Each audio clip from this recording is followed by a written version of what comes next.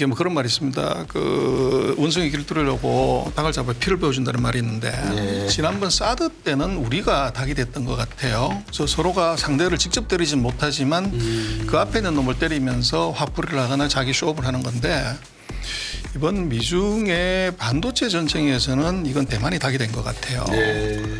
그 중국으로서는 대만을 치면 미국을 반도체 원시지대로 만들 수가 있고 그렇죠. 그리고 이제 미국 입장에서는 얘들이 공격한다는 얘기만 함으로써 그 무기 팔아가지고 돈을 벌 수 있는 패가 같이 있어요.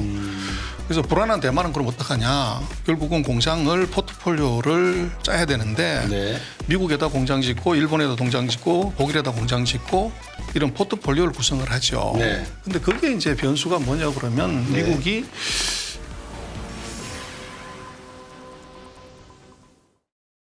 안녕하십니까. 연합뉴스 경제TV의 곽수정의 경제프리즘 곽수정입니다. 이 중국이 리오프닝을 하고 난 다음에 이 중국 경제의 반등이 세계 경제의 엔진 역할을 할 것이라는 기대감이 컸습니다. 근데 막상 뚜껑을 열고 보니까 4, 5월 달에 중국 경제가 그렇게 생각보다 긍정적인 수출이라든지 내수 소비가 활성화된다는 것은 아닌 것 같습니다. 자, 이러다 보니까 이 미중 갈등의 향방이 향후 중국 경제의 반등과 세계 경제 반등에 상당히 중요한 사안이 될 것이다라는 이야기들이 나오고 있습니다. 지금 미국 쪽에서는 월스트리트저널을 비롯해서 이 중국 경제의 둔화 가능성 내지는 경기 침체 지적들이 많이 나오고 있습니다. 지난번 방송에 오셔서 우리나라가 취한 대중국의 어떤 전략적 포지셔닝 말씀을 주셔서 많은 분들의 관심을 끌었고요. 역시 정확하게 짚어주셨습니다. 미국이 중국의 아킬레스건 즉 반도체를 붙잡고서 최근에 상당한 영향력을 행사하고 있다는 지적을 주셨습니다. 그 뒤로 많은 매체에서도 이 소장님의 말씀을 귀 기울여 듣고 이야기를 이어가고 있는 걸로 알고 있습니다. 오늘 그래서 전병서 중국금융경제연구소 소장님과 함께 다시 한번 중국 경제에 대한 진단을 해보도록 하겠습니다. 안녕하십니까, 소장님. 안녕하십니까? 예. 지금 미국 쪽 소식을 보니까 미국이 상당히 중국을 좀 이렇게 톡톡 건드리는 것 같아요. 여러 가지 이슈로 해서. 그러다 보니까 중국 자체도 지금 뭐 소비나 수출, 부동산 같은 경우가 많이 위축되어 있는 건 또 사실이고요.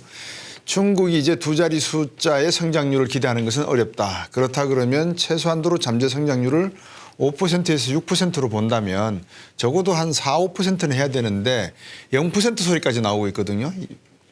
어떻습니까? 중국 경제 어떻게 봐야 됩니까? 지금 현재. 뭐 그런 말이 있죠. 돈 앞에서는 그 적을 미워하지 마라. 네. 그래서 지금 이제 말씀하신 그런 얘기들은 그 감정의 연장선상에서 경제 데이터를 보는 것 같아요. 그렇습니다. 그래서 예. 미국과 중국이 싸움하기 때문에 이제 적에 대해서 조금 네거티브한 비율을 내는 것 같고. 네. 그래서 아까 교수님 얘기하셨지만 뭐 성장률이 이게 마이너스가 하거나 성장률이 이게 훅 떨어지는 거냐 그게 아니고 네. 2.5에서 4% 아마 2분기는 7%까지 나올 것 같아요. 네.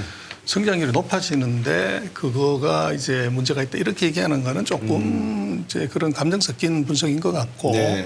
그래서 말씀 주신 대로 기대보다 못하다는 것 이제 이걸 기대보다 못하다는 거를 실제로 이게 꺾어졌다고 이제 해석을 하는 그 네. 오류가 있는 것 같아요. 그래서 지금 뭐 최근에 한국에서 언론에서 많이 보도되고 있는 것들은 제가 볼 때는 과장이 너무 심하다. 그렇죠. 그래서 팩트를 해석하는 것이 아니라 예. 이 정서적으로 해석을 하는 것 그리고 그 우리가 특히나 이제 대중국에 있어서는 우리 달러 박스였는데 네. 이게 갑자기 이제 1년 만에 적자가 엄청나게 나게 되면서 그렇죠. 이제 그 연장선상에서 중국 큰일 난 거다 이렇게 보는데 이제 그걸 우리 팩트를 체크해봐야 되는 것은 우리는 대중 적자가 계속 커지고 있지만 네. 중국의 전체 무역 수지 흑자는 작년에도 그랬고 금년에도 지금까지도 사상 최대치를 계속 갱신을 해요. 네. 그럼 그 문제가 중국의 문제냐 한국의 문제냐 그건 아주 간단하게 답이 나올 것 같아요. 네. 월스트리트저널에서 나온 수치를 보니까 이 대만에 대한 수출이 한 22% 정도 줄었다 이런 이야기가 나오고 있고 한국에 대해서는 한 6% 수출이 줄고 있다. 그러니까 중국도 대외 수출 부분에 있어서 조금은 둔화되는 그런 조짐을 보인다라는 통계를 이렇게 내던지고 있더라고요. 근데 일단 중국도 수출 중심의 경제니까 지금까지는 그래도 리오프닝이 되면은 이 수출을 떠받치려 그러면 내수가 어느 정도 살아나야 되는 것도 사실인데 어떻습니까? 소비자 물가 지수가 지금 뭐 중국 정부가 말하듯이 1%대다. 또 혹자들은 이거 마이너스 아니냐 이런 이야기도 있습니다. 일단 내수 측면을 한번 먼저 볼까요? 그럼 이렇게 만들 것 같아요. 그 중국의 최근 CPI가 0%가 나왔어요. 네. 그래서 당연히 이제 디플레 우려를 할 수가 있는데 중국의 CPI는 우리 서방 세계의 CPI하고 다릅니다. 이걸 이제 우리가 인지를 못하기 때문에 그렇죠, 그런데 그렇죠. 상식선을 생각을 해보면 예. GDP가 7%가 나오는 나라가 예. 디플레로 간다. 이건 이제 상상하기 어려운 거죠. 그렇죠. 그런데 왜 이런 일이 벌어지냐 그러면 예. 중국은 소비자 물가 가중치에서 먹는 것 네. 이게 거의 30%를 차지를 해요. 네. 그래서 그 중에서 이제 돼지고기하고 채소 가격이 네. 이게 물가에 가장 크게 영향을 주는 거죠. 그런데 최근에 중국이 그 돼지 그 뭐 유행병이 있다가 네. 대거 돼지가 죽는 바람에 최근 2, 3년 사이에 어미돼지 숫자를 확 늘려가지고 네. 돼지고기 가격이 급락을 한 것이 이게 물가 하락에 아주 한 요인이 됐고 네. 두 번째로 보면은 이제 중국이 말씀하신 거로 리오프닝을 했지만 예. 이게 내수가 생각보다 좋지 않다가 보니까 운수 교통 쪽에서 네. 이게 이제 마이너스가 나온 거죠. 예. 그 두 가지 때문에 이게 이제 CPI가 제로로 온 건데 네. 그래서 뭐 우리 같은 경우도 그렇고 미국도 그렇지만 이제 부동산이나 주택 가격이 CPI에 크게 영향을 미치지만 중국은 그 비중이 굉장히 낮아요. 네. 그래서 이제 그것은 먹는 것을 그렇게 많이 하는 이유는 뭐 14억이 많이 먹기도 하지만 연결 개수가 아직 높기 때문에 그렇죠. 국민들의 체감 물가는 이게 먹는 것의 비중이 높아야 된다고 하는 중국 특색의 이게 CPI 구성 요소 때문에 그렇고 그래서 지금 뭐 돼지고기 가격의 하락이나 또 이런 것들을 놓고 보면은 또 지금 여름 성수기이기 때문에 뭐 태풍이 불지 않는다고 하면은 아마 채소 가격은 더 떨어질 가능성이 있어요. 그렇게 되면 아마 7월이나 8월에는 이게 마이너스로 들어갈 가능성이 있어 보여요. 예. 그러나 그 마이너스가 우리 이제 서방 세계 마이너스하고는 다르다. 예. 음식료 때문에 그렇다 이렇게 봐야 될 것 같고. 예. 그래서 이제 조금 많이 이제 걱정하는 것은 PPI가 이게 1년 넘게 지금 계속 마이너스인데 이거 이제 어쩌냐 그러지만 그 부분도 약간 이제 다른 것이 그 중국 같은 경우를 보면 과거 데이터를 보면 뭐 PPI가 마이너스 나오는 것은 굉장히 긴 시간 동안 마이너스 오는 경우가 많아요. 네. 그런데 CPI는 계속 올라가고 네. 그래서 이게 이제 두 개가 괴리가 되는 현상이 나타나고 그래서 지금 뭐 중국 같은 경우는 이게 이 국제 원자재 가격의 하락이 PPI의 하락이지 네. 이게 중국 내재적인 문제 때문에 PPI가 이제 문제가 된다. 그 영향은 굉장히 작아요. 네. 그래서 중국이 왜 수출이 이제 그 아까 말씀하신 것처럼 6월 달에 12%나 이제 줄었고 네. 그래서 왜 그렇게 줄었냐고 그러는데 중국의 6월 달 수출을 보면은 러시아, 예. 뭐 싱가포르, 예. 뭐 필리핀 네. 이런 이제 지역으로는 수출이 무지 늘었고요. 네. 이제 선진국으로는 다 마이너스예요. 네. 근데 그 답은 어떻게 찾으면 되냐면 PMI에서 볼 수 있을 것 같아요. 네. 미국, 한국, 일본, 유럽은 PMI가 다 50 미치죠. 그렇죠. 그래서 그러다 보니까 이제 수출 비중으로 보면 선진국 비중이 높기 때문에 얘들 수출이 이제 자동으로 마이너스가 나오는 것인데 네. 제가 볼 때는 중국의 수출은 이건 코로나 후유증이다. 네. 그래서 아까 지적하신 것처럼 코로나 기간 중에 2020년부터 3년간을 보면 수출의 GDP 기여도가 21%나 됐었어요. 네. 그리고 이제 내수 소비는 한 30%, 예. 그리고 투자가 이제 60, 70%를 가면서 이 전체적인 수치를 맞췄는데 예. 이게 코로나 기간에 어떻게 중국이 저렇게 수출이 늘어났냐 하면은 중국이 이 초기에 네. 방역에 성공을 한 바람에 네. 공장 가동을 많이 했고 또 이제 전 세계적으로 코로나에 경기가 나쁘니까 중국산 연가 제품 네. 그다음에 중국이 먼저 코로나를 안정화시켰기 때문에 마스크, 그 진단기기 네. 이거 수출이 전체 수출의 거의 한 15% 20%까지 갔어요. 그래서 이게 특수가 있었던 거죠. 예. 그래서 그게 이제 코로나 끝나고 나서 그 특수가 없어지면서 이게 음. 수출이 첫 번째는 선진국 경기 하강, 두 번째는 그 사이 코로나에 있었던 중국 내재적인 특수 요인이 사라지면서 마이너스가 나온 거고 네. 그 얘기는 뭐냐면 제가 볼 때는 중국의 수출이 나쁘다고 보는 것도 물론 우리가 중요하지만 더 중요한 것은 중국이 전 세계의 팩토리이기 때문에 네. 중국의 수출 감소폭이 크다고 하는 것은 지금 뭐 미국 같은 경우는 주식 시장이 좋아서 이제 그런 것이 이 전 세계적인 경기가 빠른 속도로 하강하고 있다는 것에 아주 중요한 시그널입니다. 그래서 그 수출 부분은 그렇게 해석을 해야 될 것 같고 네. 이제 내수 부분은 제가 볼 때는 이거는 립스틱 경제다. 아. 그래서 뭐 이제 화려하게 지장하고 가고 싶기는 하지만 네. 돈이 없는 거죠. 그래서 중국에 이제 말씀하신 것처럼 우리는 왜 내수가 화끈하게 안 사냐. 그래서 우리 수입도 많이 하고 이러는데 우리 수입이 늘지 않은 가장 큰 이유는 지금 중국 내수를 보면요. 네. 소비가 네. 먹고 그냥 여행 가는 이게 분노의 소비가 폭발을 한 것이고 상품 소비. 네. 그래서 이게 내구재 소비는 이건 늘지 않고 있어요. 네. 그래서 중국의 뭐 소비 전체를 놓고 보면 한 10.5%가 이제 최근 그 5월 달까지 통계인데 네. 뭐 10%면 낮은 수치가 아니죠. 네. 그런데 그 중에서 보면 이 서비스 소비가 이게 이제 많이 늘었고 네. 이 상품 소비는 크게 늘지 않아요. 예. 그래서 이게 왜 그러냐 하는 것은 뭐 우리도 그렇습니다. 코로나 끝났다고 그래서 바로 뭐 차 사고 이게 핸드폰 바꾸고 가전제품 바꾸고 그렇죠. 이렇게 하지 않죠. 네. 그래서 먼저 먹고 마시고 여행 가는 것이 먼저인데 중국도 그 현상이 지금 나타나고 있는 것 같아요. 그래서 제가 볼 네. 때는 중국의 내수 소비는 이것은 부동산 경기하고 관련되는 것이기 때문에 조금 기다려야 된다. 그리고 지금 데이터를 정확하게 보면 중국의 내수 경기가 예. 꺾어졌거나 마이너스가 나온 것이 아니라 우리 기대보다 못한 것이지 작년 하반기 이후에 중국의 내수 경기는 계속 성장률이 높게 나오고 있다는 거죠. 네. 그래서 그것의 견인은 상품 소비가 아니라 서비스하고 음식료 소비다. 네. 그래서 우리가 체감을 못하는 것이고 아마 제가 볼 때는 3, 4분기 지나자 4, 4분기를 가면 그때부터 아마 상품 소비가 늘면서 예. 이제 우리가 중국의 내수 경기 회복에 대한 약간의 이제 온기를 느낄 수 있는 시기는 그때쯤 될 것 같아요. 네.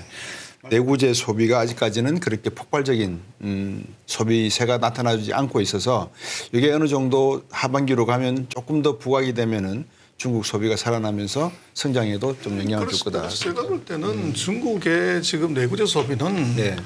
5말 6초 아줌마들이 결정하는 거죠. 네. 그래서 중국말로 따마라고 얘기하는데 네. 그래서 큰 이모 뭐 이러는데 아, 예. 우리도 그렇습니다만은 뭐 이 차 사고 가구 사고 뭐 가전제품 살 때 의사 결정권은 그렇죠, 그렇죠. 사모님이 같이 사장님 같은 게 아닌데 예. 중국은 훨씬 더 심하죠. 예. 그래서 지금 중국의 5말 6초 아줌마들이 전부 관광 가고 밥 먹으러 가지 쇼핑하러 가지 않는다는 거죠. 네. 근데 요게 이제 다르게 놓고 보면 집을 짓게 되면 거기에 이제 첫 번째가 가재도구 바꾸고 그렇죠. 가전제품 바꾸고 네. 차 바꾸고 그리고 밥 먹으러 나가기 때문에 네. 지금 중국의 부동산 경기가 3년 동안 잡아놨던 것이 갑자기 푼다고 해서 갑자기 좋아지지 않죠. 네, 네. 그래서 지금 그 중국이 부동산 경기에 관한 모든 규제를 다 풀었어요. 네. 또 가격도 떨어졌는데 집을 안 사는 거죠. 네. 뭐 그건 뭐 중국이 왜 그러냐 얘기하기 전에 우리나라 보면 되죠. 우리도 집값 뭐 떨어졌고 20% 30% 떨어졌다고 그러는데 아무도 집 안 사지 않습니까? 그렇죠. 더 떨어지기 기다리고 있는 바로 수요가 그겁니다. 있죠. 그래서 중국도 예. 딱 그 상황이다. 예. 그 상황이 돼서 그 대신 이제 중국 같은 경우는 그게 우리보다 먼저 이제 이걸 풀었고 또 이제 어떻게 보면 뭐 사회주의 국가의 특성이 네. 될 때까지 이제 밀어붙이는 거죠. 네. 그렇기 때문에 우리보다는 아마 부동산 경기 회복이 조금 더 빠른 가능성이 있고 그때에 아마 소비도 같이 좋아지는 내구 소비자 같이 좋아지는 예. 이제 그런 국면이 나오지 않을까 싶습니다. 예. 어떻습니까? 그 청년 실업률 20%라고 하는 지적에 대해서는 이 소비 문제와는 조금 연관이 없을까요? 어떻게 보십니까? 저는 그거 이제 우리 굉장히 그 얘기를 많이 해요. 그러니까요. 근데 이걸 어떻게 봐야 되냐면 예. 청년 실업률이라고 하는 것이 중국 전체 실업률 안에 있는 일부분이에요. 그래서 그 16세부터 24세까지 인구가 전체 중국 인구의 10.5%인가 밖에 안 돼요. 근데 요 인구의 실업률이 20.8%라는 얘기고 네. 중국 전체 실업률은 5.1%인가 그래요. 네. 근데 요거는 6개월 전에 6.2%인가 해서 계속 떨어지고 있는 중입니다. 예. 그래서 전체의 그 실업률이 떨어지고 있다는 것은 사실은 고용은 좋아지는 건데 네. 그 중에서 고졸자, 대졸자들, 신입사원들을 안 뽑는다는 얘기죠.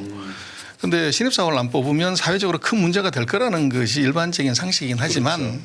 제가 볼 때는 왜 청년 실업률이 이렇게 높냐는 두 가지인데 하나는 지금 기업들이 예. 공장을 리오프닝 하면서 경력자의 선호 경향이 이게 강하다는 거고 두 번째는 이 코로나 세대들 최근 3년간 이제 고등학생 같은 경우도 그렇고 대학생 같은 경우도 거의 2년 반을 학교를 안 갔기 때문에 이 코로나 세대들의 특성이 오프라인에서 이제 어떻게 보면 스트레스 받으면서 일하고 공부하는 것에 대한 저항감이 있어요. 네.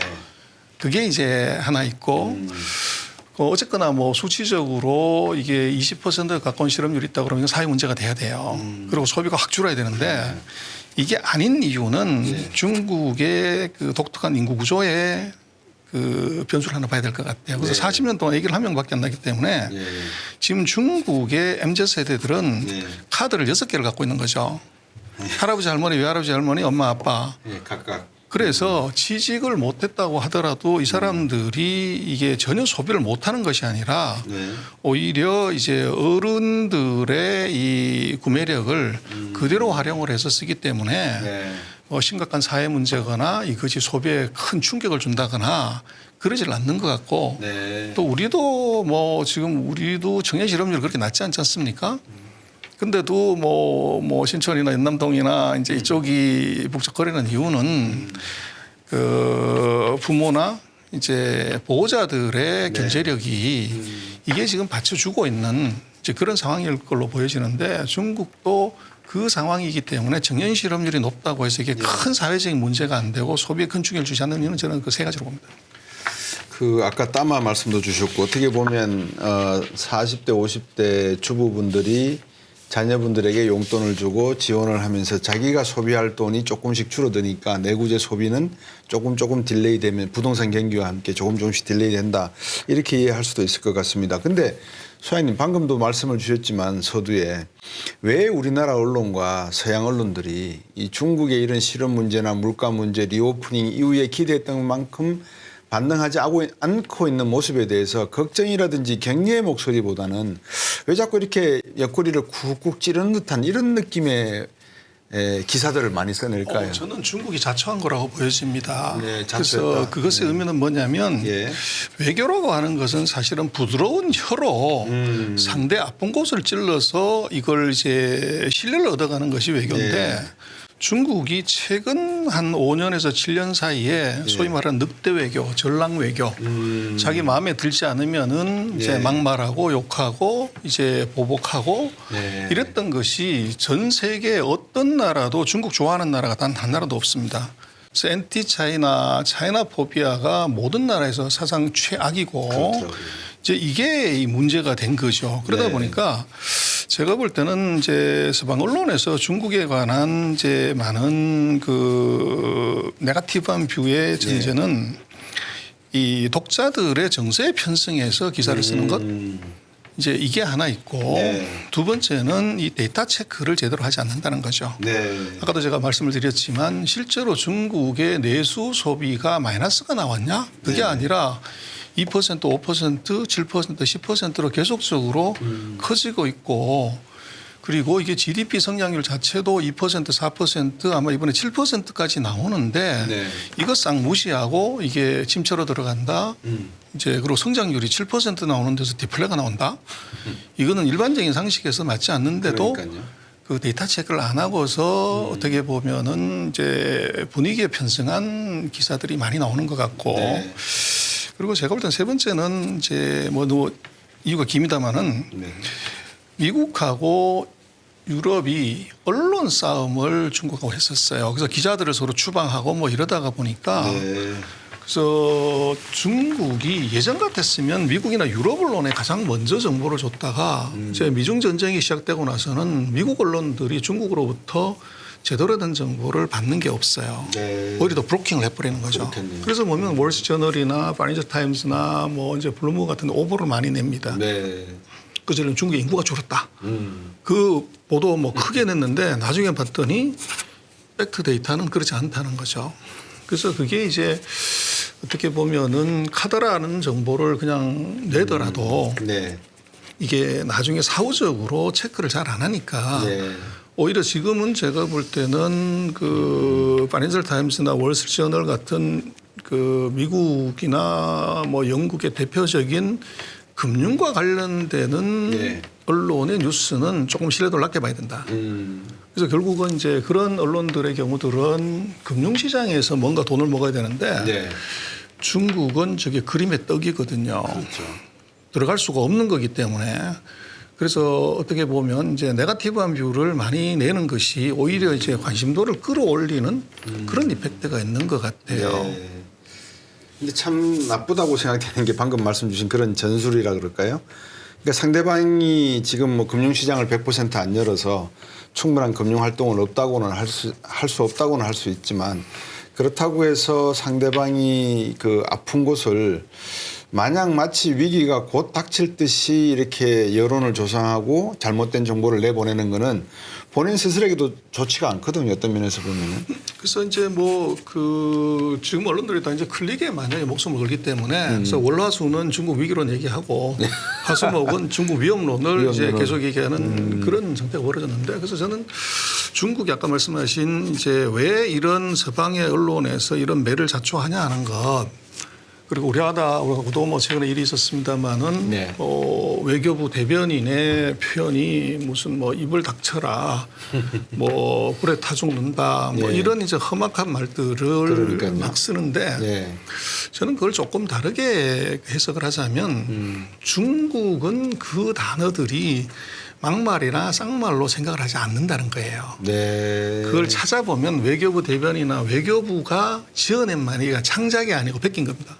중국에 그게 다 고사에 나오는 한 개의 단어를 인용을 한 거예요. 근데 제가 생각할 때는 왜 그 결국은 뭐 말이라는 게 그 사람의 인격이고 국가의 얘기는 품격인데 네. 그런 거 하냐면 저는 중국이 저기 아픈 나라이기 때문에 그렇다. 그래서 뭐 요즘 애완동물 많이 키우지만 강아지가 어디 나가서 물려갖고 들어왔을 때 네. 그때 아픈 상처를 주인 입장에서는 보듬어 주려고 또는 치료하려고 손을 대려고 하면 강아지의 반응은 물거나 짖죠. 그렇죠. 그래서 아프지 않은 강아지는 항상 이제 꼬리 흔들면서 서로 좋은 관계를 유지하지만 그래서 중국이 한국뿐만 아니라 전 세계를 상대로 해서 네.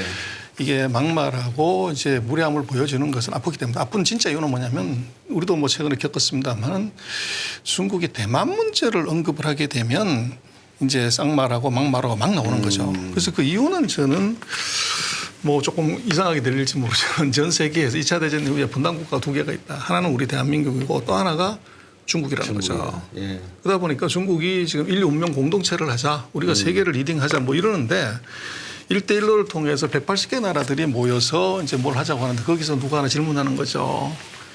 중국 보고 뭐 인류 운명 공동체 다 좋은데 당신네 영토 앞에는 조그만 섬 하나를 아직 통일 못 했는데 무슨 이제 인류 운명 공동체고 세계 단합이냐. 그랬을 때 중국은 엄청난 자존심의 손상을 받게 되는 거죠. 그래서 중국은 이 체면에 목숨을 건다. 이제 그게 워낙 강하기 때문에 그걸 건드렸을 때 이제 체면의 손상을 목숨보다 소중하게 생각하는 사람들의 특성이 근데 거기서 그냥 막말하는 것이나 아니라 고사에 나오는 것들 중에서 하나를 뽑아서 얘기를 하면 중국인들의 입장에서는 그게 막말이라고 생각 안 하고 고사 인용했나 이렇게 보는 것이고 우리로서는 굉장히 당혹스러운 단어로 보여지는 거죠. 그래서 이건 제가 볼 땐 결론은 중국이 막말하는 것은 자초하는 것이기도 하지만 안을 속 내면을 들여다보면 이것은 중국이 아프기 때문이다. 중국이 아프다라는 말씀을 주셨는데 제가 오늘 정심을 김종인 박사님하고 같이 했었습니다. 하면서 안 그래도 이제 중국 이야기가 좀 자연스럽게 화제로 올라와서 어떻게 보시냐라고 했더만 여쭤봤더니 뭘 어떻게 봐. 중국이 무너질 리가 없고 수도 없다. 미국이 원하지도 않는다. 그런데 왜 그러면 자꾸 미국이 이렇게 찌쭈쭈대니까 그러니까 이제 중국 대만 말씀을 조금 하시면서 저보고 중국이 대만을 침공할 것 같으냐 아니면 평화적으로 해결할 것 같으냐 이거를 이렇게 물으시더라고요. 그래서 저는 침공하지 않을 거라고 봅니다. 그러니까 그다음 질문이 그럼 왜 미국은 자꾸 CSIS나 이런 친구들이 침공 시나리오를 만들어서 언론에 낼까 이제 물으시더라고요. 그래서 두 가지 아니겠습니까? 하나는 미국이라고 하는 나라는 이 군산업 복합체다. 그래서 전쟁이 일어나지 않으면 상당히 좀 여러 가지 제조업 측면에서 곤란한 측면이 있다는 내용이 하나가 있고 두 번째 측면에서는 이 세계 글로벌 질서를 만들어가는 데 있어서 이 중국의 아킬레스건이 산업적인 측면에서는 반도체지만 다른 외교적인 측면에서 놓고 보면 대만이 아니겠느냐. 이게 아픈 그러니까 한 손가락인 거죠. 어떻게 보면. 그래서 이 문제를 미국은 조금 톡톡 건드려서 기분 나쁘게 하고 싶은 그런 전술적인 어떤 마킹이 아니겠냐. 그러니까 맞다고 그렇게 말씀을 하시더라고요. 그래서 제가 오늘 달려오면서 소장님한테 소장님이 보시는 관점에서 미국의 CSIS나 이런 워싱턴에 있는 싱크탱크들이 왜 자꾸 이렇게 중국의 대만 문제를 놓고 마치 러시아 우크라이나 전쟁 같은 것을 못해서 안달인 듯 이렇게 언론 쪽으로 나오는지 그것 한번 여쭤보고 싶어요. 저는 도랑치고 까지 잡는 수다. 그래서 방금 시작하신 것처럼 중국의 가장 약점이자 그 실제 경제적으로는 아무 의미가 없지만 그렇죠. 명분상에서 치명적인 결함이기 때문에 이것을 자극했을 때 네. 중국을 화나게 하거나 흥분시킬 수 있다는 것은 중국이 사리 판단에서 미스를 하게 할 수 있는 가능성이 하나 있기 때문에 이제 지르는 거. 그거는 저는 뭐 일본의 정치인들이 선거철만 되면 우리 독도 문제 들고 나와가지고 그렇죠. 표현을 하고 똑같은 이제 원리다 하는 게 하나 있고. 예, 좋은 말씀입니다. 두 번째는 이 지적하신 달러입니다. 그 양안 관계가 악화됐을 때마다 미국은 항상 무기를 팔죠, 대만에. 그래서 지금까지 바이든 정부 작년까지 보면 875억 불인가 가까운 무기를 팔았어요. 그래서 이것은 저걸 흥분시켜서 사리 판단을 흐리게 할 수가 있고 그리고 그에 같이 해가지고 항상 돈을 같이 버는 패기 때문에 그래서 미국으로서는 저것은 뭐 동네 북처럼 시간 날 때마다 이제 두드려 볼 만한 그런 밸류를 갖고 있고 그러나 이제 그게 지금 조금 더 다른 문제 중에 하나는 이제는 거기에 반도체라는 것이 하나가 들어가면서 이게 대만이 단순히 그런 동네 북의 의미가 아니고 이것은 미국의 이 전략 군사 물자 산업으로서의 대만을 지금 이제 보게 된 거죠. 그래서 만약에 중국이 대만을 폭격을 해버리면 TSMC의 공장 3개가 부서지는 순간에 미국도 반도체 원시시대로 들어갑니다. 5나노짜리 칩을 못 만들게 되면 미국이나 중국이랑 똑같아지는 거죠. 그렇죠. 뭐 그렇게 되면 우리 한국이 삼성전자를 집 팔아서 주식할지도 모르지만 근데 지금 그 첨단 반도체 공장을 갖고서 지금 보면 대만 입장에서는 이게 뭐 그런 말이 있습니다. 그 원숭이 길 뚫으려고 닭을 잡아 피를 보여준다는 말이 있는데 지난번 사드 때는 우리가 닭이 됐던 것 같아요. 그래서 서로가 상대를 직접 때리진 못하지만 그 앞에 있는 놈을 때리면서 화풀이를 하거나 자기 쇼업을 하는 건데 이번 미중의 반도체 전쟁에서는 이건 대만이 닭이 된 것 같아요. 그래서 대만을 치게 됐을 때 이게 이제 그 중국으로서는 대만을 치면 미국을 반도체 원시시대로 만들 수가 있고 그리고 이제 미국 입장에서는 얘들이 공격한다는 얘기만 함으로써 그 무기 팔아가지고 돈을 벌 수 있는 패가 같이 있어요. 그래서 불안한 대만은 그럼 어떡하냐. 결국은 공장을 포트폴리오를 짜야 되는데 미국에다 공장 짓고 일본에다 공장 짓고 독일에다 공장 짓고 이런 포트폴리오를 구성을 하죠. 그런데 그게 이제 변수가 뭐냐 그러면 미국이 반도체 공장 짓을 때 우리가 돈도 줄게 보조금도 527억 불 엄청난 66조 돈을 주는데 가만히 있다가 그래서 미국이 그 영악하고 전략적이라는 것이 공장 지으라고 해놓고서 땅 사고 시멘트 레미콘 부을 때 가지고 딱 끊어버리죠. 얘기하는 거죠. 첫 번째 우리 보조금 받는 거 3가지 조건이 있다. 첫 번째 CIA나 FBI가 국가 안보를 이유로 라인을 좀 봐야 그럴 때 그걸 다 정보를 공개해라. 그렇죠. 두 번째 보조금 받아가지고 갔으니까 이익 나면 우리가 갈라먹어야 된다. 그렇죠. 아니 이익은 주주하고 갈라먹어야지 보조금 준다 갈라먹는 게 아니고 그리고 제일 중요한 건 세계에서 제일 큰 시장인 중국 시장에서는 투자하지 마라. 이제 이 조건을 갖고 나왔다는 거죠. 그래서 네. 그렇게 놓고 보면 지금 대만으로서는 뭐 그냥 가만히 있다가 보면 중국한테 폭격받아가지고 라인이 없어질 위험이 있고 네. 또 미국으로 가져가게 되면 그 정보 공개, 정보 이제 여기에 접근권을 허용을 하게 되면 네. 기술 거지가 될 위험이 있는 거죠. 그렇죠. 그래서 아까 뭐 좀 표현이 조금 그렇긴 합니다만은 미중의 반도체 전쟁에서 대만은 닭이 됐다. 정확하신 표현이신 것 같습니다. 저는 전명수 소장님의 저번에 반도체에 대한 그 해석을 김종인 박사님한테도 전달해드리니까 김 박사님도 아주 적극적으로 동감을 표시하셨고요. 지금 말씀을 또 듣고 보니까 최근에 반도체라고 하는 것을 놓고 뭐 뒤에 조금 더 자세한 중국 경제 말씀 나누겠지만 조금 전략적인 측면에서 일본 정시가 상당히 지금 호황을 맞이하고 있고요. TSMC가 일본에다가 반도체 공장 짓고 있고 미국이 일본을 엔저도 용인해주고 많은 기술적인 지원도 하겠다라고 공약을 하면서 일본을 지금 다시 되살리고 있는 상황. 그러다 보니까 한국과 대만, 일본 이 삼국을 놓고 미국이 바라보는 미래 전략은 누구를 닭으로 만들 것인가, 닭으로 쓸 것인가 이 카드를 아주 자연스럽게 한때는 일본, 한때는 한국, 한때는 대만 이러는 것 같아요. 자, 그러면 대만도 그렇고 한국도 그렇고 일본은 좀 뭐 그렇다고 쳐도요. 조금 미국이 많이 케어를 하니까 한국과 대만은 지금 대화가 거의 없는 상태입니다. 중국과. 아까 말씀하셨지만 언론에서는 어떤 이야기까지 나오냐면 중국이 대국을 원하냐 강국을 원하냐. 대국이 중요한 것이지 강국이 중요하지 않지 않냐. 이 돈으로 사람을 때리는 것보다 아까 말씀하신 우아한 장미꽃으로 때려주는 게 나은데 너무 말이 좀 거칠고 이러다 보니까 범접할 수가 없다. 이런 지적들이 나오거든요. 그러면 우리나라에서 지금쯤이면은 한번 중국에다가 특사를 보내서 한국과 미국과 일본의 이 대화의 내용 또 어떤 방향으로 가려고 하는 우리의 어떤 전략적 이해관계를 한번 레버리지 삼아서 중국을 이야기해 보는 건 어떻겠습니까? 뭐 그런 거 아닙니까? 그 위에서 정책에서 밑선 대책이 있다고 하지만 네. 1호 영업사원이 전략적으로 이 병풍을 쳤다고 하면 2호, 3호 영업사원은 실리를 챙겨야 되는 거죠. 그렇죠. 그래서 우리 같은 경우가 이제 뭐 전 세계가 지금 다 갑자기 디커플링에서 디리스킹으로 확 다 바꿨단 말이에요. 네. 마치 뭐 챗GPT가 6개월 전에 뭐 있지도 않은 단어였다가 그렇죠. 예. 하듯이 지금은 디리스킹이 이게 모든 것인 것처럼 가는데 독일하고 유럽이 그 디리스킹을 미국보다 먼저 했단 말이에요. 그 슐츠 총리가 시진핑 상기 집권하고서 맨 먼저 와서 방문으로 경제협력을 했고 네. 최근에 보면 일본의 기시다가 하반기에 일본 경제정책, 그 외교정책의 최중심에 중국을 중심에 놓겠다. 그렇죠. 그렇게 얘기를 해요. 네.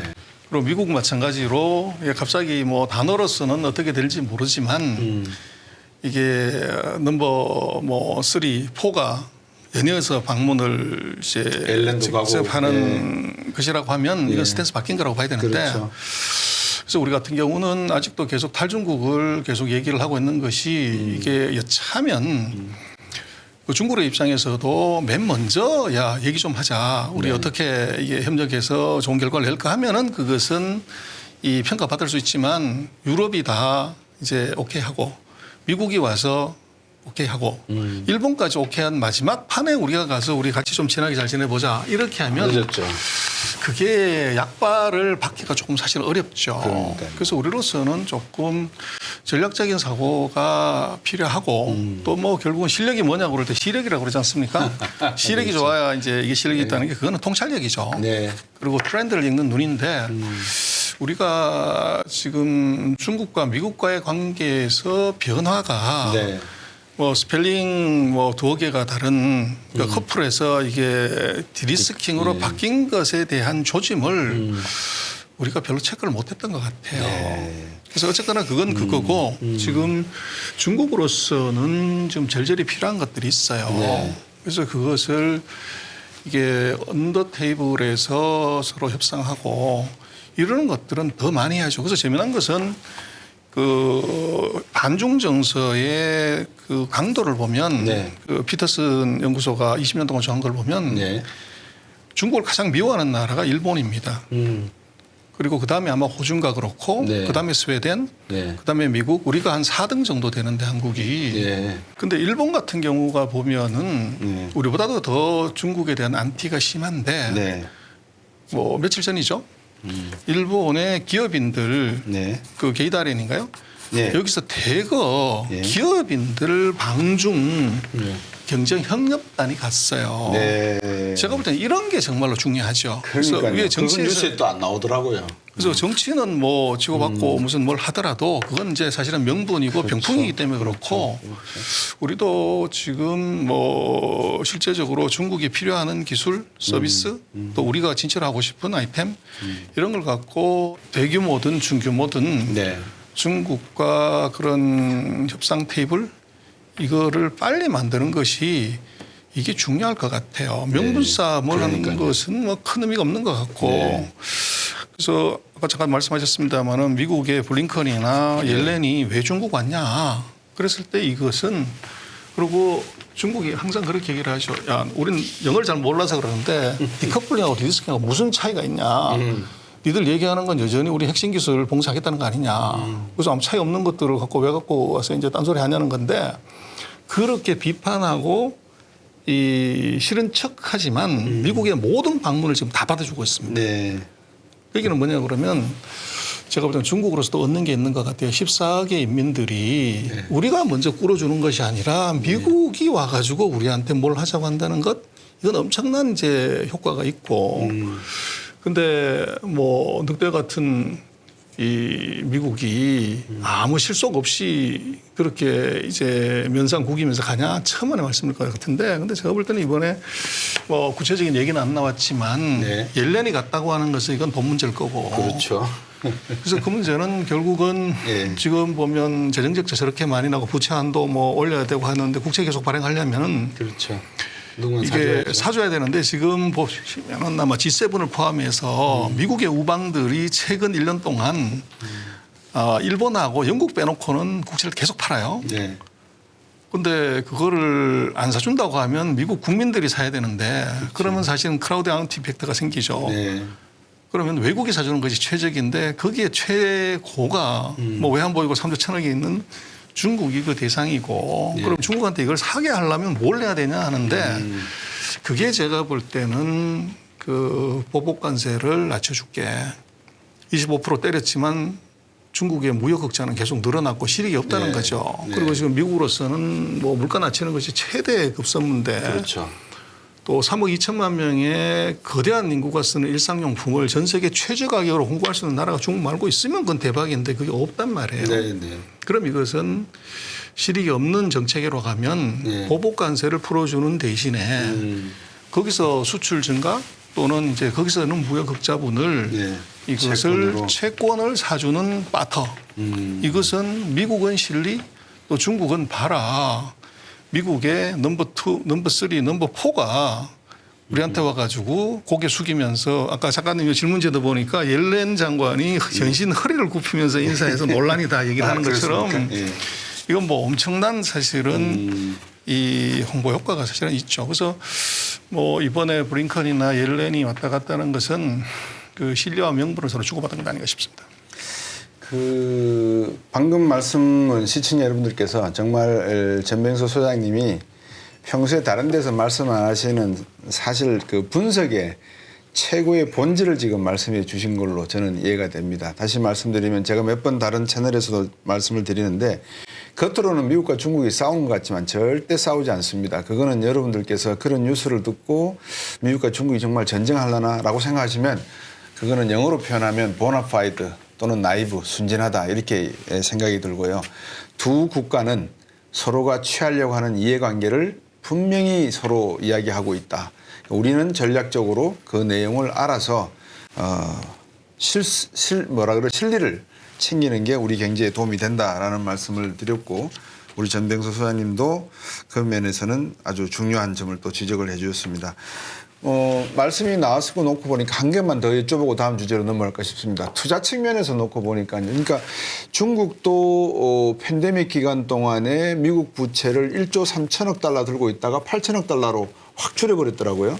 근데 이제 와서 다시 이제 살 여유가 생긴 거죠. 어떤 의미에서. 근데 환율적으로 놓고 보면 위안화가 지금 상당히 떨어져 있습니다. 7위엔 이상 뭐 중반대로 거의 갔는데 자, 일본 엔화도 중국 위안화도 그러니까 당연히 수출은 흑자를 볼 수밖에 없는데 이 상계 관세라든지 여러 가지 관세가 지금 있다 보니까 미국 소비자들은 높은 물가를 지불하면서 수입 물가에 대한 페이를 해야 되고 그러다 보니까 물가 잡는데 또 좀 어려움이 있고 자 그러다 보니까 또 중국은 더 이상 위안화를 낮추려고 하니까 CBDC라든지 여러 가지 화폐개혁 기축통화를 가려고 하는데 조금 위신이 좀 깎이는 것 같고 그런 측면에서 양 국가 간에 환율에 대한 이야기가 조금은 어떤 맥락을 가져갈까 하는 생각도 듭니다. 환율은요. 중국 환율은 아시다시피 이건 자유변동 환율이 아닙니다. 아니죠. 중국 정부가 철저히 관리하는 환율에서 예. 그래서 6.3의 환율을 최근에 7.3까지 절하를 시켰어요. 그래서 네. 그게 뭐 시장 수급 원래서 한 게 아니라 제가 볼 때는 중국 정부가 용인을 한 거죠. 네. 그 용인하는 가장 큰 이유는 내수가 좋지 않은 상황에서 이게 중국으로서는 수출에 드라이브를 걸려고 하면 환율을 절하시키는 것이 그렇죠. 이것이 이제 바람직하고 네. 또 물가가 계속 떨어지기 때문에 수입 물가가 좀 오르더라도 네. 국제 전세가 같이 떨어지기 때문에 네. 환율 절하를 용인하는 것이 이게 고용 측면에서 뭐 수출 산업들이 고용 유발 효과가 크니까 네. 그래서 이것을 이제 6.3에서 7.3까지 용인을 했다가 열렌 방문하고 나서부터 지금 환율이 다시 떨어지기 시작을 해요. 그런데 네. 제가 볼 때는 중국이 또 하나 생각했던 것은 그 환율 조작국 관찰 대상국으로 미국이 중국을 지적을 했었어요. 그런데 지금까지 바이든이 선거 공약으로 네. 중국을 내가 혼내주겠다 얘기할 때 선거 공약에서는 반도체나 기술 쪽을 그렇게 강조하진 않았어요. 네. 금융을 강조했었죠. 환율을. 그런데 그 사이에 그런 얘기가 전혀 없었어요. 네. 근데 옐렌이 갔다고 하는 것은 제가 볼 때는 뭔가 칼을 뽑고 싶은데 그게 제가 볼 때는 중국이 그 선제적으로 먼저 환율을 절하를 시켜놓고 네. 그다음번에 6.3으로 다시 오더라도 제자리거든요. 네.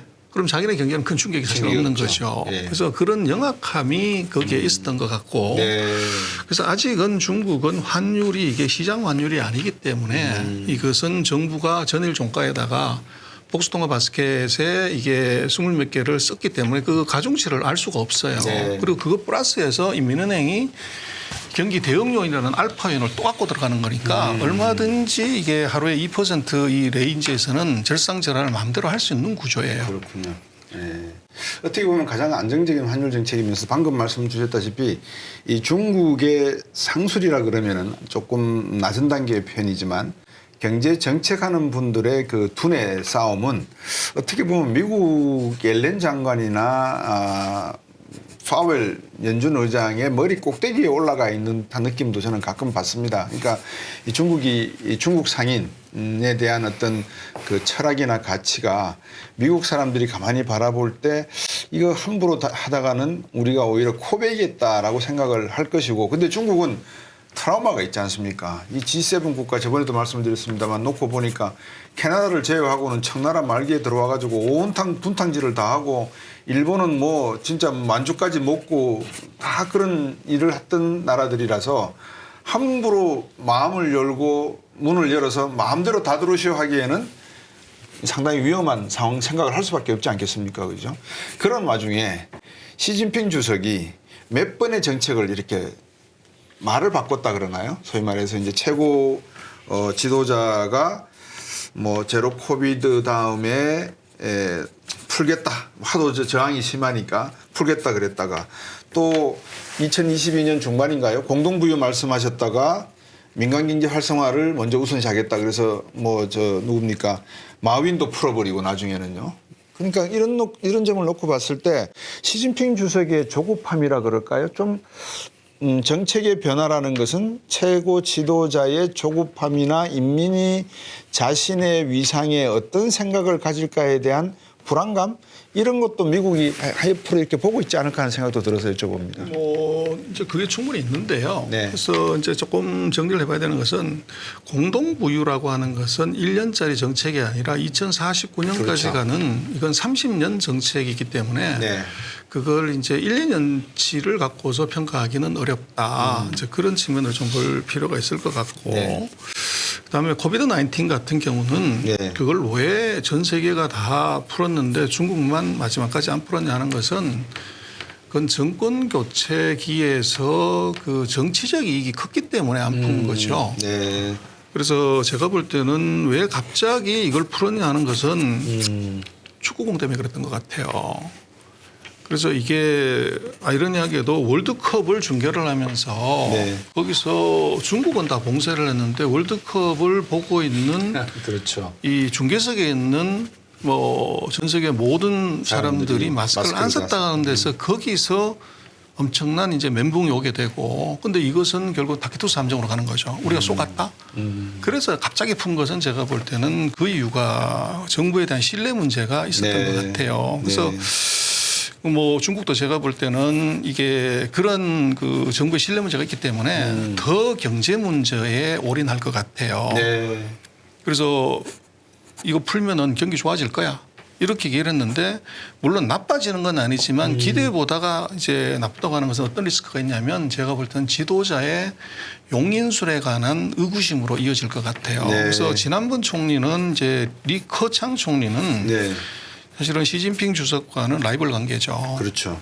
그래서 뭐 경제를 담당하는 리커창 총리가 A 하자 그러면 뭐 주석이 노하고 뭐 이런 이제 갈등 요소가 있었기 때문에 그랬는데 지금 그 리창 총리는 이건 완벽한 상하 관계예요. 네. 그리고 그걸 이제 리창 총리가 리커창 총리에 비해서는 경력이나 커리어나 여러 가지에 비해서 조금 약한데 네. 간 이유는 결국은 이제 이거 그 떼거리 정치한 거 아니냐. 네. 근데 그렇게 되면 경제 성장률이나 경제가 생각보다가 빨리 개선이 안 되면 총리의 능력을 의심하는 것이 아니라 네. 총리를 이제 선별한 리더의 그 선구력, 사람을 보는 능력에 대한 의구심으로 갈 가능성이 높죠. 네. 그렇게 되면 제가 볼 땐 금년 하반기에 중국은 그 새로운 총리의 어떻게 보면 리더십 또는 능력의 인정을 위해서도 아마 경제 정책 이것이 될 때까지 네. 이거 모든 규제 다 풀고 그런 지원을 할 가능성이 있어 보여요. 예, 상당히 경제적으로 이제 드라이브를 걸 거다라는 그런 네. 말씀이시네요. 그럼 이제 거기에 한 가지 제가 추가를 드릴 질문이 이 부분이 있습니다. 투자를 아까 이제 소비, 투자, 수출 말씀을 주셨는데 투자가 상당히 이 60에서 70% 비중을 차지한다라고 말씀을 주셨던가요? 아까 초창기에 60에서 70% GDP에 60에서 70인데 작년에 제중국 투자가 한 1,000억 달러 정도 된 걸로 알고 있습니다. 근데 올해 1분기까지 200억 달러 정도더라고요. 그러니까 투자가 줄고 있다는 내용이죠. 그런 와중에 중국 정부에서 아까 말씀 주신 금리 정책, 환율 정책, 재정 정책, 부동산 정책, 내수 정책을 놓고 보면 이 외국인 투자가 없이도 과연 중국 경제의 전반적인 말씀하신 드라이브를 걸 때 제대로 걸리겠느냐. 이제 이게 하나의 또 다른 신뢰 문제에 연결돼 있는 것 같아요. 그렇습니다. 그래서 예. 이제 며칠 전에 네. 그 시진핑 주석이 대외 개방 우리 멈추지 않는다. 외자 유치 계속한다. 그렇게 강조를 했던 거고. 예. 근데 이게 잠깐 데이터 한번 체크해 보면요. 코로나 3년 동안에 네. 소비의 GDP 기여도가 28%, 투자가 50%, 수출이 21%였어요. 예. 근데 금년 2023년 1분기에 네. 소비 기여도가 67, 투자가 35, 수출이 마이너스 1.2. 아. 그래서 지금은 이제 소비가 완전히 역전이 됐네요. 예, 그렇죠. 그렇게 돼 있기 때문에 네. 중국이 큰 소리 치는 이유는 바로 이거고 예. 그다음에 이제 최근 언론에 말씀하신 것처럼 1분기 뭐 2분기에 FDI가 줄었다. 그러는데 그 이제 자료 소스를 제가 정확히 확인을 못했는데요. 제가 확인한 중국 상무부의 예. 그 FDI 통계를 보면 네. 금년 5월 달까지 작년이 한 880 몇 억 달러가 들어왔고 네. 지금 금년도가 840억 달러 정도가 들어왔어요. 네. 그래서 차이가 한 40억 정도 그러네요. 마이너스고 이게 그 한 달치 갖고선 얘기를 할 수 없지만 네. 근데 1, 2, 3, 4월에는 2023년이 22년보다 더 컸어요. 네. 그래서 아까 말씀하셨지만 이제 그 외자 유입 유출의 데이터를 뭘 본 거냐. 근데 그것이 이제 예를 들면 그 다른 소스일 수도 있다는 거죠. 네. 그래서 거기서는 마이너스가 나와 있는데 우리도 예를 들면 우리 산자부가 집계하는 외자 도입 네. 그걸로 보면 지금 크게 줄지 않았다. 아, 그리고 네. 이건 이제 왜 그렇게 볼 수 있냐면 지금 아까 말씀하신 것처럼 우리는 탈중국 뭐 그렇게 많이 얘기를 하지만 네. 지금 프랑스하고 이게 독일이 중국에다가 투자를 계속 늘린단 말이에요. 그렇더라고요. 그리고 우리도 지금 반도체니 뭐 이런 것들이 다시 이거 투자를 연장을 해줬기 때문에 네. 그 설비 투자를 첨단 쪽인 아닌 쪽은 증설을 할 수가 있단 말이에요. 네. 유예를 줬기 때문에. 네. 그래서 그런 중요한 산업에서의 설비 투자가 뭐 줄 때가 별로 사실은 없죠. 그러다 보니까 FDI 같은 경우를 저는 그 서방에서 나오는 통계도 물론 참고를 해야 되지만 네. 중국이 집계하고 있는 통계를 조금 더 자세히 들여다볼 필요가 있다. 네. 그래서 지금 서방 언론에서 얘기하는 것처럼 그렇게 대폭적으로 줄었다 이건 아니고 그 대신에 이제 전체 자금 흐름으로 보면 중국에서 그 외자가 마이너스가 나왔어요. 네. 근데 계산을 해보면 거기도 주식이 있고 채권이 있고 이제 FDI, 그린필드 투자 세 가지가 있는데 FDI는 거의 비슷하고 네. 제일 많이 준 게 채권에서 금리차 때문에 이게 왕창 줄었어요. 네, 네. 그리고 주식 투자는 계속 늘고 있고. 그래서 전체적인 그 대중국 자금 유출이라고 하는 것은 채권 쪽에서의 자금의 유출. 네. 이게 제일 큰 요인이에요. 그런데 FDI나 제가 볼 때는 주식시장의 자금 유입은 오히려 주식시장은 늘고 있고 FDI 쪽은 그렇게 줄지 않았어요. 이 웬만한 그러니까 예를 들어서 더하기 빼기만 할 줄 알면 중국 주식시장에 투자를 해야 되느냐 돈을 빼야 되냐라고 질문을 할 때 돈을 넣어야 됩니다. 왜냐하면 일단 환율이 1달러에 7.32원 정도 되니까 투자할 시기에 딱 좋은 시기고 두 번째 중국의 미래 성장 가능성을 놓고 보면 성장주 가치주가 중국 주식시장에는 엄청나게 지금 널려 있고요. 자 이런 마당에 주식시장에서 돈을 뺀다? 저는 이해가 안 됩니다. 사실은. 그다음에 채권 시장 말씀하신 대로 중국의 금리 정책이나 환율 정책이 정부가 상당히 깊게 관여하는 정책이라서 시장을 따라가지 않으니까 이 문제는 좀 존재할 수가 있다. 그다음에 부동산 시장의 문제는 중국 내수적인 부동산 시장의 호황을 타고 해외에 부동산 투자가 늘어나야 되는데 이 부분이 지금 활성화되지 않고 있기 때문에 외국 기관들이 조금은 두려워하고 있는 부분이 이 부분이다라는 생각도 들고요. 소장님께 이거 한번 끝으로 정리 삼아서 여쭤보고 싶습니다. 첫 번째는 대만 선거가 내년 1월에 있습니까? 그다음에 미국 선거도 내년에 있지 않습니까? 11월 예, 11월 달에 있죠. 자, 그러면 우리 총선도 뭐 내년 4월에 있고요. 이제 선거철인데 내년이 한국과 일본과 대만과 미국의 대선의 흐름 속에서 중국의 어떤 정책적인 전략적 포지셔닝이 어떤 대선 결과, 이들 국가들의 대선 결과 또는 총선 결과에 영향을 줄 것인가 한번 말씀 주시고요. 두 번째는 중국에게 이제 중국을 워낙 잘 아시고 또 중국 전문가시니까 아까 저한테도 말씀을 주셨습니다만 미국이 21세기에 지금 이렇게 우왕좌왕하고 있는 것은 전 트럼프 대통령을 비롯해서 그 누구도 21세기 미국 다움을 지금 제시하지 못하고 있거든요.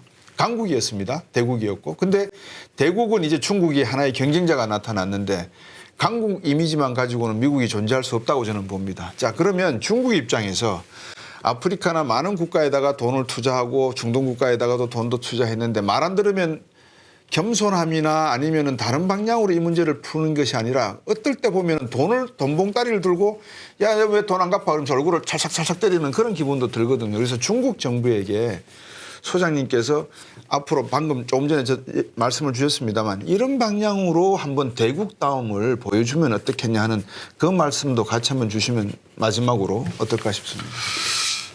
중국의 그 주변국 또는 이제 서방 세계 선거 관련돼서 문제는 제가 볼 때는 중국이 굉장히 신중하게 또 소위 소프트 파워를 동원할 것 같아요. 네. 그래서 대만 같은 경우는 무력으로 침공한다는 것은 아까 교수님 말씀하신 것처럼 현실적으로 불가능한 일이고요.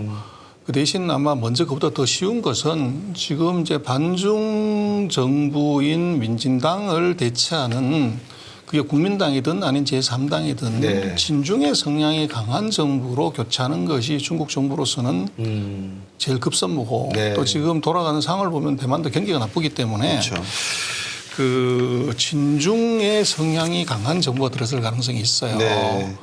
그리고 이제 대만을 담당하는 이제 책임자를 네. 그 송파오라고 예. 그 대외 그 전략을 담당하는 사람을 새로이 발령을 했어요. 그 네. 얘기는 이제 그 선거 전략에 깊이 관여하겠다는 얘기죠. 그래서 대만 문제는 제가 볼 때는 선거에서 친중 정부로 세우는 것이 네. 아마 중국의 최대 과제이자 이제 전략일 것 같고 네. 미국의 선거에서는 이것은 뭐 결국은 개피해서 산으로 갔더니 늑대가 나왔는데 그 트럼프 싫다고 바이든 이제 뭐 같지만 바이든은 더 셌단 말이에요. 네. 그래서 지금 중국 입장에서는 그 지금 미국이 하고 있는 많은 정책이 만약에 이게 바이든이 아니고 트럼프가 다시 된다고 하면 어떻게 될 거냐. 거기에 대한 시나리오를 만들고 있을 것 같아요. 네. 그래서 그거는 트럼프 때 했던 많은 정책들 중에서 핵심 정책이 그대로 유지된 게 없어요. 홀랑 다 뒤집었죠. 네. 그리고 지금 바이든이 그대로 간다고 하면 중국으로서는 아주 치명적인 결과가 오게 되는데 네. 지금 뭐 선거 지지율이나 뭐 이런 걸 놓고 보면 그게 그렇게 쉽지 않을 것 같아요. 그래서 제가 볼 때는 중국은 그 B 플랜 네. 이것들을 이제 짤 것 같고 네. 그리고 이제 뭐 지금 중국이 전 세계적으로 그런 이제 요거도 먹고 반중 정서를 자초하는 것은 이것은 결국은 리더가 된다고 했을 때 그것은 공부도 해야 되고 돈도 있어야 되지만 이게 경륜이라는 게 있어야 됩니다. 그래서 중국이 지금 세계 G2로서 뭐 폼 잡지만 네. 나이로 놓고 보면 중국은 저는 30세 청년이라고 생각을 합니다. 그래서 중국이 지금처럼 뭐 밥 먹고 산 게 78년 개혁개방부터라고 하지만 실제적으로는 92년에 이제 뭐 중국 특색의 사회주의 시장 경제를 도입하면서 이게 올라온 건데 그럼 딱 네. 30세란 얘기죠. 그렇죠. 그래서 뭐 우리도 쳤을 때 30세 청년이 혈기방장한 청년이 말도 막 하고 싶은 거 막 많지만 이게 40 넘어가고 50 넘어가고 60 넘어가서 지천명을 하게 되면 네. 스탠스가 달라지죠. 근데 그 나그네 옷을 벗기려고 하면 이게 바람을 세게 불면 이제 불수록 더 옷깃을 부여잡을 수밖에 없는 상황이고 네. 햇빛을 보여주게 되면 훌을 다 벗어버리는 거죠. 그래서 중국이 제가 볼 때는 진정한 리더가 되고 싶다. 그럼 해야 되는 것이 있다.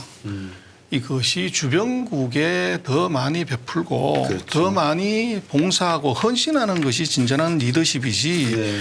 주변국에 막말하고 어떻게 보면 더 협박하고 하는 것은 그것은 오히려 주변국의 마음을 닫고 이 중국과 뭔가 큰 것을 하나 해보려고 하는 마음 자체를 없애버리는 것이다. 네. 그래서 봉사와 헌신이 그것이 뭐 한국을 위해서가 아니라 인류 전체를 위한 봉사와 헌신 프로젝트에 중국이 얼마나 많이 기여하느냐가 이게 중국의 진정한 리더십이고 그게 진짜 파워가 된다. 그래서 예를 들어서 아주 좋은 기회가 저는 왔었다고 봐요. 네. 코로나 때 그 네. 발병의 책임이 누가 뭐라고 해도 중국에서 있었고 네. 중국이 가장 먼저 사실은 코로나를 안정화시켰으면 네.